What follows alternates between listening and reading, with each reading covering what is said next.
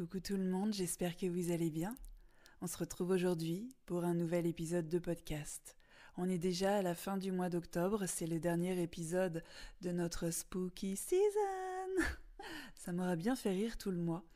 Et j'ai vraiment beaucoup aimé vous partager tout ça.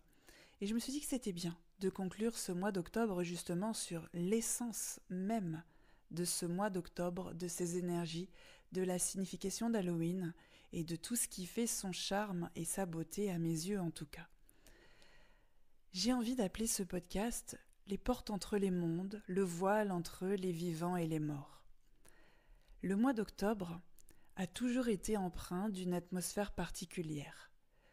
C'est une ambiance mystérieuse qui semble résonner dans l'air frais et les nuits qui s'allongent. C'est pas un hasard finalement si dans de nombreuses cultures, octobre est perçu comme une période où les frontières entre les vivants et les morts se troublent. En particulier autour de la fête de Samhain, célébrée le 31 octobre et qui a donné naissance à Halloween. On croit que le voile, séparant notre monde de celui des esprits, devient mince, de plus en plus mince, jusqu'à en devenir transparent, voire invisible. Les origines d'Halloween remontent à plus de 2000 ans. À l'époque des Celtes, Samhain, que l'on prononce davantage Samhain, marquait la fin de la récolte et le début de l'hiver dans leur tradition. Pour eux, le 31 octobre, c'était pas simplement un changement de saison, c'était un moment crucial où le temps lui-même perdait toute sa rigidité.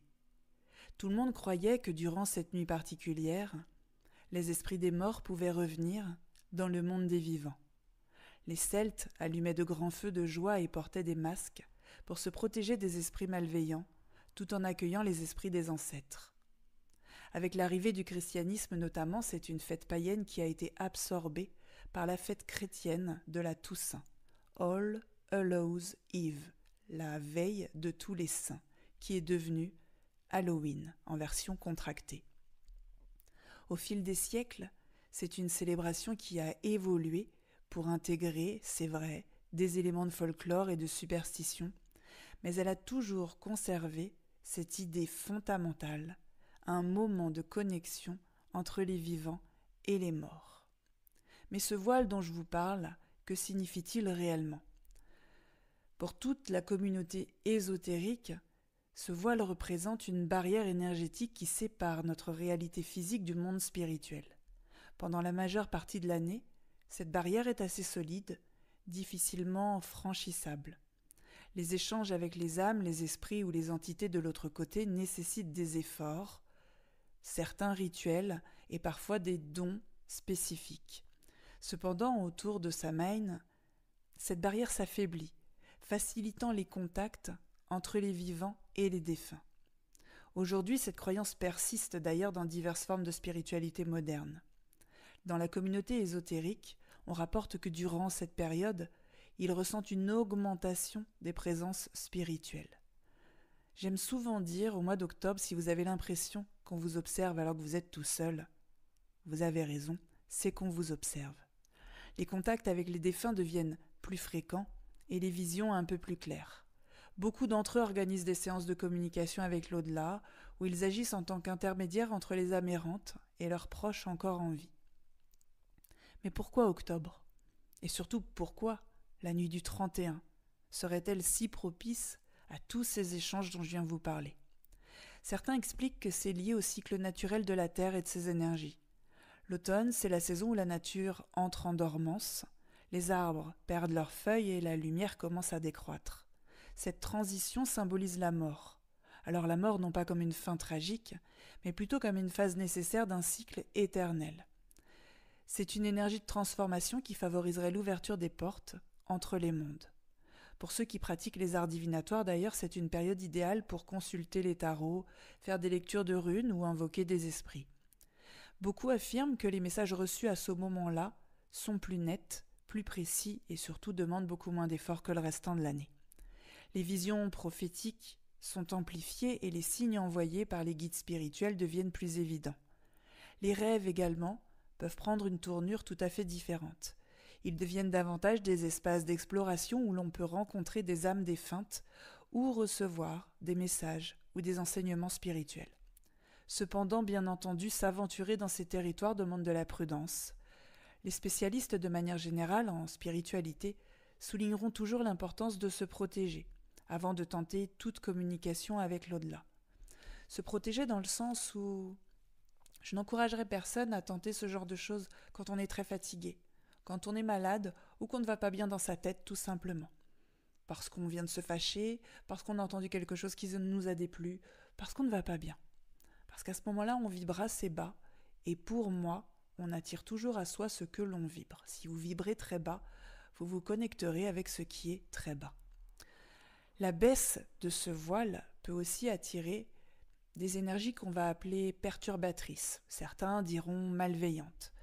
C'est à ce moment-là qu'il y a des rituels de purification qui seront assez intéressants, notamment pour se protéger de toutes ces choses, on va dire un petit peu plus négatives et toxiques, surtout si ce n'est pas habituel chez vous. Beaucoup utiliseront les pierres ou de l'encens. Moi, avec le temps, je ne me sers plus trop des pierres pour toutes ces choses-là et l'encens non plus. Je pense que l'intention seule est assez puissante et que si vous faites attention à où est-ce que vous vibrez, à quel niveau vous vibrez, il n'y a aucune raison que ça ne se passe pas bien. Il est également important de se rappeler que toutes les âmes ne sont pas prêtes à communiquer. Vous pourriez avoir perdu quelqu'un récemment et avoir extrêmement hâte de pouvoir recevoir un petit message. Il faut savoir que tout le monde n'est pas prêt à communiquer. Ce n'est pas forcément une question de délai, ni de volonté. Il y a parfois beaucoup de travail à faire quand on est parti pour pouvoir, avoir en quelque sorte les yeux en face des trous et revenir à une certaine forme d'équilibre pour pouvoir communiquer. Quand on s'en va, on est en quelque sorte mis face à face à tout ce qu'on a fait, tout ce qu'on était venu traiter, gérer et qu'on a fait parfois et qu'on n'a pas fait aussi parfois. Et ça, ce délai, il dépend vraiment des uns et des autres. Alors tout le monde n'est pas prêt à communiquer. Et même quand l'âme qui est partie a fait ce travail, il est possible que l'on ne soit pas prêt à communiquer, pour tout un tas de raisons qui sont assez propres à chacun. Beaucoup d'âmes peuvent être paisibles, mais d'autres peuvent aussi être perdues. D'autres peuvent encore être en quête de réconfort.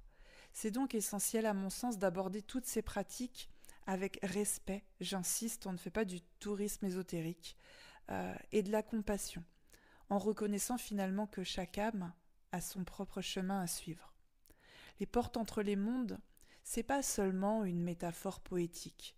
Pour beaucoup, c'est une réalité spirituelle palpable. J'allais dire juste pour beaucoup dont moi. C'est une réalité spirituelle palpable. Et le mois d'octobre offre une merveilleuse opportunité d'entrer en contact avec l'invisible, notamment pour les gens qui n'ont pas l'habitude de ce genre de contact.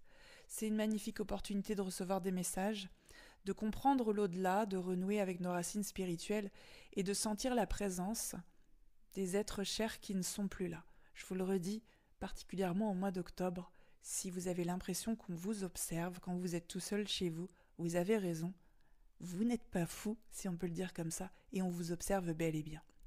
Finalement, qu'on soit sceptique ou croyant, c'est très difficile de nier que cette période de l'année est imprégnée d'une énergie particulière, c'est-à-dire à la fois mystique, mais aussi introspective.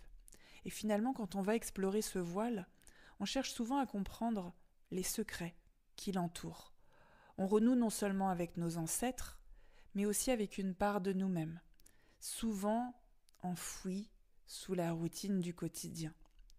C'est un rappel aussi que la mort fait partie de la vie, et que les mondes se croisent, et que parfois dans le silence d'une nuit d'octobre, les esprits peuvent encore chuchoter à nos oreilles. Voilà, c'est tout pour moi comme on dit. J'espère que ce podcast vous aura plu. J'avais vraiment à cœur de vous partager l'essence même de ce mois particulier qui, après le mois de mon anniversaire bien entendu, est réellement mon mois préféré. Halloween c'est demain et on se retrouve pour un nouvel épisode de podcast dès mercredi prochain, avec une autre ambiance, puisque nous avons fini notre spooky season.